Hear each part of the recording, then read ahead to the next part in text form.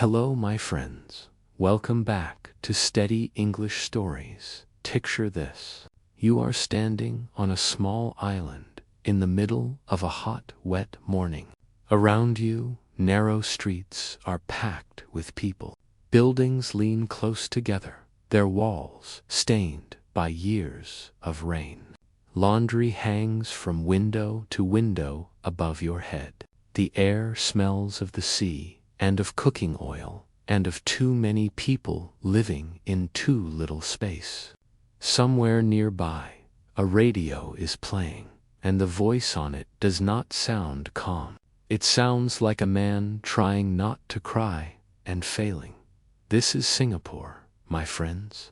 The date is the 9th of August, 1965. A 41-year-old lawyer named Kuan has just told his entire country something almost no leader in modern history has ever had to say, that his nation has been thrown out, not conquered, not liberated, thrown out, expelled, forced to leave from the larger country it had only just joined. Here is the mystery at the heart of today's story. On that morning, Singapore had almost nothing. No oil, no coal, no farmland worth mentioning. It didn't even have enough of its own drinking water. It had to buy that from the very country that had just pushed it away. Most of its people lived packed into crowded, run-down housing. And yet, within a single working lifetime, this same tiny island would become one of the richest places on the entire planet. How, my friend? How does a country with nothing become one of the wealthiest nations on earth in less time than it takes one person to grow old? That is the story we are going to walk through together today. And before we go further, I want to say something to you directly, the way I always do. If stories like this one are helping you learn English a little more each week at a slow and steady pace, please subscribe to this channel. It costs you nothing, and it helps this quiet corner of the internet keep growing, one patient learner at a time. Now, let's go back to that hot, uncertain morning in 1965 to understand Singapore's story. We first have to understand where it started. Singapore is a small island near the southern tip of Malaysia. So small that you could drive across the whole country in under an hour. For a long time, it was ruled by the British as a trading port, a place where ships stopped to load and unload goods on their way across Asia. When the British Empire began to shrink after the Second World War, Singapore, like many former colonies, had to decide what kind of country it wanted to become in 1959. Singapore gained the right to govern itself. A political party called the People's Action Party. Most people simply call it the PAP won the first election. Its leader was that same man we heard on the radio, Kuan, a young lawyer trained in Britain, sharp-minded and fiercely determined. He believed deeply that Singapore's future depended on joining together with its much larger neighbor, Malaysia. So, in 1963, Singapore did exactly that. It merged with Malaysia, becoming one part of a bigger federation. But the marriage did not last. Political disagreements grew. Ethnic tensions grew. Leaders in Malaysia and leaders in Singapore found they simply could not agree on how the new combined country should be run. What do you think happens, my friend, when two partners who both believe strongly they are right cannot find a way to compromise?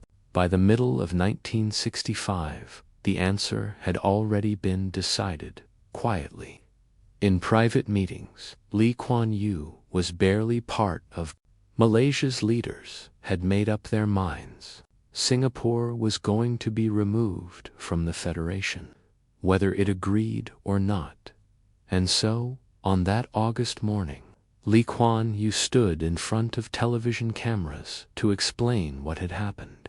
He did not hide his emotion. He wept openly on live television, calling it, in simple words, a moment of great pain for him personally.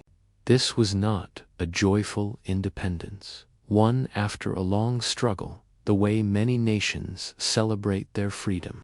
This was an independence nobody in Singapore's government had asked for.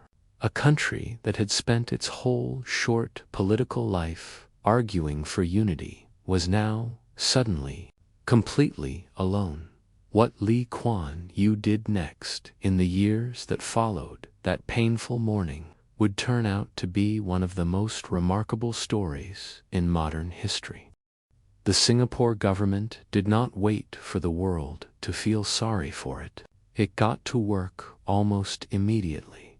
One of the very first projects was a stretch of swampy, mosquito-filled land called Jurong on the western side of the island. Picture it, my friends: mud, mangrove trees, almost nothing built on it at all. Government planners decided this unlikely swamp would become Singapore's first major industrial estate, a large area built specifically for factories. People at the time called it Go's Folly, after the minister who championed it, a folly meaning a foolish, wasteful plan. Many doubted it would ever succeed. But swamp by swamp, the land was drained and flattened and paved. Factories rose where mangroves had stood. The earliest ones were simple garment factories, toy factories, wig factories, but they gave ordinary Singaporeans something they desperately needed: jobs. At the same time, the government created a new agency called the Economic Development Board, often just called the EDB. Its job was almost aggressive in its ambition. EDB officials did not simply wait for foreign companies to notice Singapore. They traveled directly to the headquarters of major companies in the United States, Europe, and Japan, offering them something hard to refuse: 10 years without paying tax, land already prepared and ready to build on, workers trained in English at the government's own expense, and a promise that if problems ever came up, they could speak directly to the highest levels of government to solve them. Why do you think a tiny, unknown island might succeed at attracting big global companies, my friend, when so many larger, richer countries struggled to do the same? Because Singapore made itself easier to trust than almost anywhere else on earth. Alongside the factories came housing. Remember, nearly 70% of Singapore's people had been living in crowded, run-down slums at independence. 70 out of every 100 people, my friends, in the very beginning of this story. The government built a new agency called the Housing and Development Board, or HDB, and gave it one enormous task: build homes fast for almost an entire nation. Tower after tower of clean, affordable apartments rose across the island. Within a generation, most Singaporeans had moved out of slums and into modern housing, something almost no other developing nation achieved so completely or so quickly. The results were almost impossible to believe. Between 1965 and 1973 alone, Singapore's economy grew by an average of nearly 13% every single year. Its wealth per person, which had been around $500 at independence, climbed and climbed over the following decades, among the highest anywhere in the world. A country that international experts had once quietly written off as too small, too poor, and too vulnerable to survive on its own, was now being studied by economists and government leaders everywhere as an example of what focused, disciplined planning could achieve. This was Singapore's rise. My friends, remarkable by almost any measure. But rises like this one rarely come without a cost. And Singapore's story is no exception, because the same government that built Jurong and the HDB flats also built something else during these years, a system with almost no real political opposition. Even before independence, in 1963, security forces carried out something called Operation Cold Store, arresting more than 100 trade unionists, journalists, and opposition politicians. The government said this was necessary to stop communist influence during a dangerous period of the Cold War. Critics, then and later, argued it also conveniently removed many of Kuan's most serious political rivals. Many of those arrested were held under a law allowing detention without trial, meaning the government could hold a person in custody without ever formally charging them with a crime or bringing them before a judge. That same law remained part of Singapore's legal system for decades afterward. Over the following years, the ruling party built itself deeply into nearly every part of Singaporean life: the civil service, the trade unions, even the courts, where critical journalists and opposition figures who spoke out too strongly sometimes found themselves facing serious lawsuits. Singapore's ruling party has won every single election since that very first one back in 1959. Some call this remarkable stability. Others call it something closer to a one-party state wearing the clothing of a democracy. So here is where Singapore's story stood. My friends, by the time Lee Kuan Yew's decades in power were nearing their end, a nation transformed from poverty to extraordinary wealth. Clean government, almost no corruption, streets safer than almost anywhere else on earth. And alongside all of that, a political system that allowed remarkably little room for disagreement, dissent, or genuine political competition. What do you think? My friend, can a country be called a true success if its people are wealthy and safe, but not fully free to disagree with the people who govern them? That question would follow Singapore for the rest of its story, right up to the moment its founding leader, finally, after 3 decades in power, chose to step aside.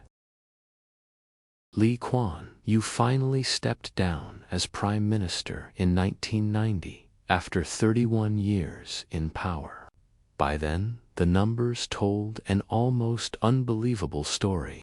Singapore's wealth per person had climbed from about $500 at independence to roughly $13,000, already higher than countries like South Korea and Portugal, nations that had started that same race with far more advantages than Singapore ever had.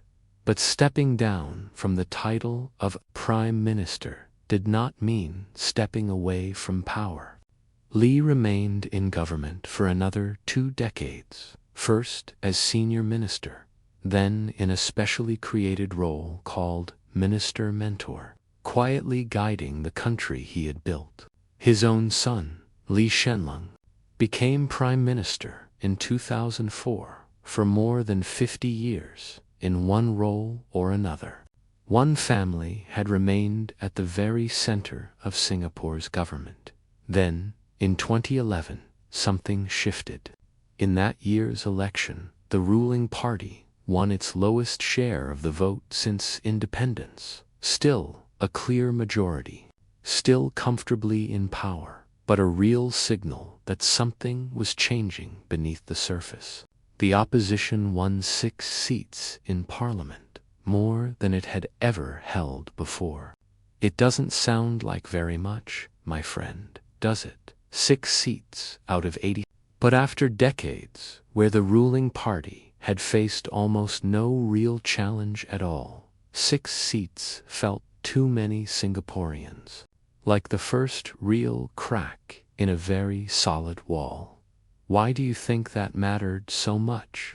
Even though the ruling party still won, because it showed, for the first time in half a century, that Singaporeans could choose differently, and that some of them, finally, were beginning to. Shortly after that election, Kuan resigned from his last government post, finally stepping fully into the background. And in March of 2015, at the age of 91, he died. What followed was extraordinary. An estimated 1.5 million people, more than a quarter of the entire country, came out to pay their respects. Some standing in pouring rain for hours along the funeral route. A leader many had feared and some had resented, was mourned by his nation as a founding father, almost as one might mourn a parent. So, my friends, how do we make sense of a story like this one? A man who took over a poor, doubted, resourceless island and built, within a single lifetime, one of the wealthiest and safest nations on earth. Clean streets, almost no corruption, world-class hospitals, schools, and homes for people who had once lived crowded into slums. And at the very same time, a political system that allowed remarkably little disagreement, where critics could be sued into silence and opposition voices were, for decades, kept small and weak. Here is what I take from Singapore's story, and I hope you will sit with it too. Real success is rarely simple. A leader, or a country, or even a person learning something new can achieve something genuinely remarkable and still carry real, honest costs alongside that achievement. Singapore's story is not a fairy tale of a poor island becoming rich and living happily ever after with no complications. It is something more honest than that. A story of enormous gain sitting side by side with a real and lasting price. Both things, once again, are true at the same time. And that honesty, my friend, is something worth carrying into your own English learning journey too. There is no version of learning a language where you gain everything and lose nothing. You will trade comfort for growth. You will sit with confusion before you reach clarity. Some days, progress will feel exactly like Singapore's swampy Jurong estate, muddy, unglamorous, slow. Other days, a sentence will suddenly click into place, and you'll feel that same quiet astonishment the world felt watching this tiny island rise. Keep going anyway. Real growth, in a country or in a language, is almost never a clean, easy story. It is a true one. If this story moved you today, my friend, please take a moment to like this video and subscribe to Steady English Stories. It genuinely helps this channel keep bringing you calm, honest stories like this one. And I'd love to know what struck you more about Singapore's story, the incredible economic transformation, or the real price that came with it. Leave your answer in the comments below.